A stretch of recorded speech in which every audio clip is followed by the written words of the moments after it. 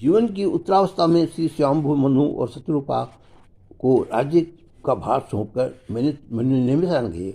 वहाँ गोमती तट पर निवास किया। वहाँ के ऋषियों की बनाए हुए सब तीर्थों की यात्रा की और उसके बाद ऋषि जीवन अपनाया। वलकल वस्त्र पर धारण किए, कंदमूल फलवा का सेवन किया, संत समाज में जाकर पुराणों का श्रवण किया और ओम नमो भगवते वासुदेवाय के द्वादश अक्षर मंत्र का जप करते करते सच्चिदानंद ब्रह्म का स्मरण चिंतन करने लगे। धीरे धीरे भक्ति बढ़ती गई। फिर तो भगवान के दर्शन के लिए अति कठिन तपस्या का आचरण की। कंदमूल फल का भी त्याग कर दिया। मात्र जल पान करके भक्ति करने लगे। इस प्रकार 6000 वर्ष बीत गए। तब उन्होंने जल का भी त्याग कर दिया। फिर जब परमात्मा के लिए लौकिक सुखों का त्याग करता है तभी भगवान को दया आती है। संसार के सब सुखों का भोगों का और थोड़ा सेवा समरण करे, इससे ठाकुर जी बहुत राजी होते नहीं है। सिर्फ परमात्मा के लिए जो सर्व सुखों का त्याग करता है वह परमात्मा को अच्छा लगता है। घर में कोई दुख या बाधा आती है तो लोग नियम रखते हैं कि मैं दूध नहीं पीऊँगा, घी नहीं खाऊंगा। ऐसा नियम स्वार्थ के रखते हैं, परंतु कोई परमात्मा के लिए नियम रखते नहीं कि मुझे राम जी के दर्शन न हुए तब मैं मिठाई नहीं खाऊंगा, नहीं जन्म लूँगा, नहीं मनुष्य दंपति को तो ईश्वर दर्शन के लिए जल का भी त्याग कर दिया। इस प्रकार 7000 वर्ष पर्यंत केवल वायु के आधार पर शरीर निर्वाह करते हुए तप चालू रखा। इसके बाद वायु का भी त्याग कर दिया और 10,000 वर्ष तक संपूर्ण निराहार तप किया। कुल 23,000 वर्ष की उन्होंने तपस्या की। तब जब अधिक बढ़ा तब ब्रह्मादिक देवता बारंबार उनके सम्मुख आकर उनको वरदान लालच देने लगे। इंद्रिया और संसार के वे लालच भी विघ्न करते हैं, ऐसा नहीं है। किसी किसी समय स्वर्ग देवता भी विघ्न करते हैं। इसलिए तो उपनिषद में आरंभ में शांति पाठ कराना पड़ता है, ऐसा साधारण नियम है। पुस्तकों में पढ़कर भी ज्ञान मिलता है, वह ज्ञान स्थिर रहता नहीं। पुस्तकों में मिला हुआ ज्ञान अधिकांश पुस्तकों में रह जाता है। बहुतों को तो जीभ पर भी रहता नहीं, परंतु जीवन में उतरता नहीं है। जो ज्ञान पुस्तक में ही रहता है वह किसी काम का नहीं। अपना जो धन दूसरे के हाथ में है वह धन भी काम का नहीं है। आवश्यक समय पर ये किसी काम में आते नहीं। ऐसा धन जो दूसरे के हाथ में है वह धन नहीं है। पुस्तक का ज्ञान कोई ज्ञान नहीं है, इसका होना न होना समान ही है। ज्ञान जीवन में उतरे तभी वह यथार्थ ज्ञान होता है। पुस्तकों के पीछे पड़े वह सिद्धांत और प्रेम में परमात्मा के पीछे पड़े वह संत। विद्वान शास्त्र के पीछे दौड़ता है जबकि शास्त्र संत के पीछे दौड़ता है। शास्त्रों को पढ़कर जो बोलता है वह विद्वान है। प्रभु को रिझाने के लिए प्रभु प्रेम में पागल होकर जो बोलता है वह संत है। संत अंदर की पोथी बांध कर प्रभु प्रेरणा से बोलता है। संत को ज्ञान प्रभु कृपा से होता है। संत को पुस्तक पढ़ने जाना पड़ता नहीं है। जिसने मात्र पुस्तक पढ़कर ही ज्ञान प्राप्त किया, जिसने संत की सेवा की नहीं, जिसने प्रभु को रिझाया नहीं, ऐसा ज्ञानी का पतन हो जाता है। उसको माया विघ्न करती है। शंकराचार्य महाराज ने कहा है कि शस्त्रों पर विद्वत्तापूर्वक ज्ञान व्याख्यान देना, धर्म के आधार पर लंबा लंबा भाषण करके शब्दों का वागजाल बुल देना, ऐसा शास्त्रार्थ विषय को वाद विवाद में, वाणी विलास में, भ्रम में डालकर स्वयं का पांडित्य प्रदर्शन करना, ये सब लौकिक सिद्धि भले ही प्राप्त होती हो, लोगों में ये भाव होती है, द्रव्य मिलता हो, परंतु इससे मुक्तिकता भी मिलती नहीं। ऐसे ज्ञान से अनेक प्रकार की लौकिक भोग प्राप्त हो सकते हैं और इन भोगों को में फंसकर ऐसे ज्ञानी पंडित का पतन हो जाता है। परंतु जिसके प्रचुर उपासना करके ज्ञान प्राप्त हुआ है, ध्यान और भक्ति द्वारा जिसको ज्ञान प्राप्त होता है, उसको माया त्रास देती नहीं, उसका पतन होता नहीं, उसका मन स्थिर रहता है। जो जितेंद्रिय बनता है उसकी बुद्धि में ज्ञान टिकता है। संयम पालने से ही ज्ञान स्थिर होता है। जिसकी मन बुद्धि शुद्ध होती है उसका ज्ञान स्थिर होता है। आरंभ ज्ञानमय होने से भी कोई भी अज्ञानी नहीं। समझना तो सभी को आता है, परंतु उस समझ में स्थिरता आती नहीं। परमात्मा की कृपा से जिसको ज्ञान प्राप्त हुआ है उसका भी ज्ञान स्थिर होता नहीं।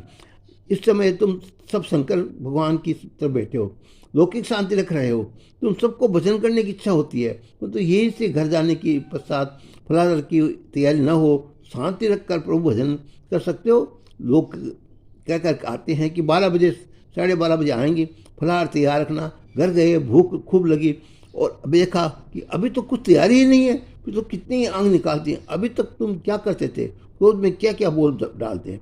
मनुष्य मूर्ख नहीं है, परंतु मनुष्य का ज्ञान स्थिर रहता ही नहीं है। वह तो परमात्मा की सब लीला ही है। कोई ज्ञानी नहीं है, कोई मूर्ख नहीं है। राम जी की जैसी लीला करना चाहते हैं वैसा ही होता है। नारद जी महान ज्ञानी है, भक्त संप्रदाय के आचार्य है, महान वैष्णव है, परंतु प्रभु की ऐसी लीला करनी है, इसलिए नारद जी को क्रोध आया और क्रोध में उन्होंने परमात्मा को साप दे दिया। भगवान शंकर पार्वती माँ को एक दिव्य कथा सुना रहे हैं। एक बार ऐसा हुआ कि नारद जी घूमते घूमते हिमालय पर गए। गंगा किनारा है, पवित्र शांत है, दिव्य भूमि है। नारद जी को बहुत आनंद हुआ कि ये भूमि अति सात्विक है और इस भूमि पर परमात्मा का ध्यान करना चाहिए। सात्विक भूमि में भक्ति बढ़ती है, भूमि सब भक्ति के साथ देती है। जिस भूमि में जो कार्य हुआ है उस कार्य में सूक्ष्म परमाणु उस भूमि में भ्रमण करते हैं। गृहस्थ के घर में काम के वासना के परमाणु फिरते हैं, पाप के परमाणु फिरते हैं। जहाँ ममता होती है, जहाँ विषमता होती है, गृहस्थ के घर में विषमता पाप है। गृहस्थ का घर भोग भूमि है, भोग में भक्ति बढ़ती है। नहीं उसी प्रकार कसाई के घर में हिंसा होने से तुम जहाँ वहाँ जाओगे तो तुम्हारा मन अशांत होगा। वहाँ जाने के बाद मन में राजस भाव जागृत होगा। तुम मंदिर में जाओ, जिस जगह प्रभु का नाम किस होता है उस जगह जाओ, तो तुम्हें जिस स्थान पर सत्कर्म होता हो उस स्थान पर जाओ तो तुम्हारे मन में सात्विक भावना जागेगी। दिव्य भूमि देखकर नारद जी के मन में भक्ति वर्धित हुई। गंगा के किनारे किनारे परमात्मा का ध्यान करते बैठे। आदि नारायण भगवान का ध्यान करते करते उनकी समाधि लग गई। नारद जी की समाधि में देह सुधि भूल गए। स्वर्ग के राजा इंद्र को शंका हुई, नारद जी इस तपस्या क्यों करते हैं? इनको स्वर्ग का साधि चाहिए अथवा और कुछ? नारद जी की तपस्या को विघ्न करने के लिए इंद्र ने कामदेव को प्रेरित किया। इंद्र ने कामदेव को आज्ञा दी कि काम जाकर नारद जी के दिनों की ध्यान भंग करो। तुम वहाँ जाकर उनकी तपस्या को विघ्न डालो, उनकी तपस्या को भंग करा दो। कामदेव जहाँ नारद जी के ध्यान मग्न में बैठे थे वहाँ अप्सराओं के साथ आए। कामदेव का पुत्र है बसंत, कामदेव उस बसंत ऋतु को भी साथ लेकर आए। वहाँ सुंदर फूल खिल रहे हैं, फूलों के भार से वृक्ष घूल रहे हैं, मंद सुगंधित शीतल हवा बह रही है। अप्सराओं ने नाच गान किया, कामदेव के ने बाण मारा। जगत को देखने में मन में काम आता नहीं, जगत सुंदर है ऐसा समझकर देखने से तो मन में काम प्रवेश करता है। दृष्टि दो प्रकार की है, एक अपेक्षात्मक और दूसरी उपेक्षात्मक। मनुष्य पूरे दिन आंख बंद करके बैठा हुआ रह सकता नहीं, आंख तो खोलनी पड़ती है, और आंख खुली हो तो जगत दिखता ही है। परंतु ज्ञानी महापुरुष जगत को उपेक्षा भाव से देखते हैं और अपेक्षात्मक दृष्टि केवल ईश्वर में ही रखते हैं।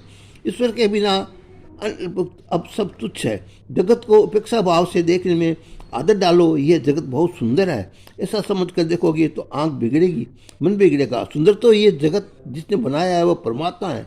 ठाकुर जी चीज़ सुंदर है, ये जगत सुंदर है, ऐसी कल्पना मन में जब तक संसार का मोह छूटता नहीं। संसार की प्रत्येक वस्तु में माया रखी गई है, माया के कारण ये सुंदर लगती है और इसी कारण प्रत्येक उसके प्रति मोह होता है। सौंदर्य मन की कलात्मा मात्र है। मनुष्य को जहाँ सौंदर्य दिखता है वहाँ कबूतर की को वह दिखता नहीं। सौंदर्य आँख में है और उसकी आरोप मनुष्य वस्तु में करता है। जिसकी आंख में काम है वो उस संसार में सुंदरता लगती है उसको, और संसार में विषयों में मोह होता है। जिस सौंदर्य को देखने के लिए विकार आए, मोह उत्पन्न हो, वह सौंदर्य है ही नहीं। सुंदरता तो एक श्री राम है। श्री राम सुंदरता के लेकर उनका जगत सुंदर है। जिसको संसार में सुंदरता भासती है, जिसको संसार में विषय मोह में होता है, संसार मन जिसको संसार में फंसाता है वो परमात्मा की भक्ति करता नहीं, संसार की ही भक्ति करता है। श्री राम मन लगावे संसार में पदार्थों की किस प्रकार मन लगाया हुआ है उसे रीति से श्री राम जी के शरीर में लगावे तो भक्ति हो सकती है। संसार के विषयों का भोग छोड़ो तो भक्ति हो सकती है। माया घंटे दो घंटे तो भक्ति बढ़े। संसार के स्वरूप में आसक्ति नाम माया और प्रभु के स्वरूप में आसक्ति नाम का भक्ति है। स्वरूप आसक्ति के बिना भक्ति सिद्ध होती नहीं है। इस तरह जोंगले जी महाराज ये तत्वार्थ रामायण में आपको सुना रहे हैं। मैं आगे सुनाऊँ आपको। जय सिया राम।